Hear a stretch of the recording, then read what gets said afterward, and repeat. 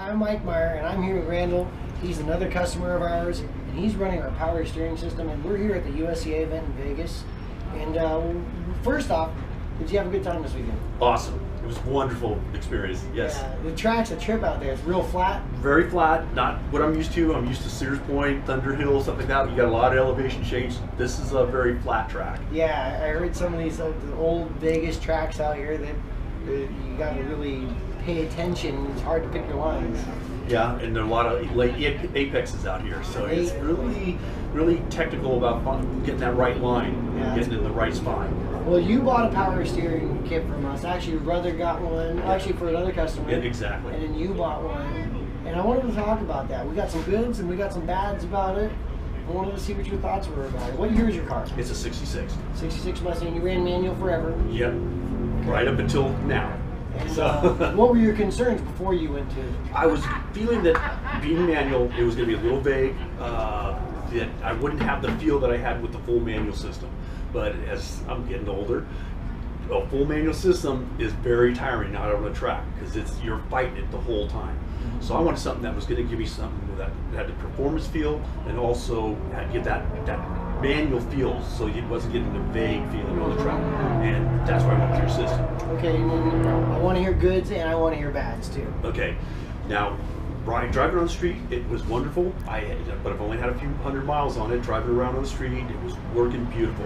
So I've come out for my first track day and running real hard. So what I found is that as it got hotter, it seemed like the fluid was cavitating, and it started getting the noise in the steering system. So it's getting a every turn each way. Okay. So just wondering what I need to do to. So we got a couple things to do. So we got heat is a big thing to break down fluid. So we got heat and we got fluids. We really got to pay attention to what power steering fluids we're using. I'm using all Lucas in my stuff. I know you're using Redline. Redline's great. The other thing that you got to pay attention to is keeping that fluid cool. So maybe we want to try a cooler.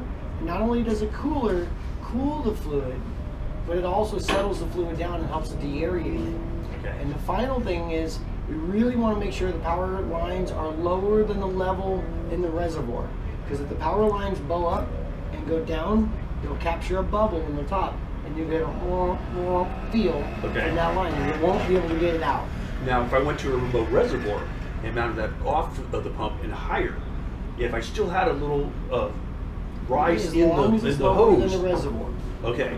So that wouldn't be an issue at that point. And this was this is, I think, really important here, is when you buy a product from the shop, you don't want to shop, at least me, I don't want to shop saying, you know what, Randall, there's nothing wrong with our product. Yeah. You know, there's something wrong with you. Yeah, you're apparently not very good. So no, the thing is, you got to take the good with the bad. Hey, this was a really great kit for here. We're finding shortcomings there. What do we do about it? And that right there is the moment we start separating the shops.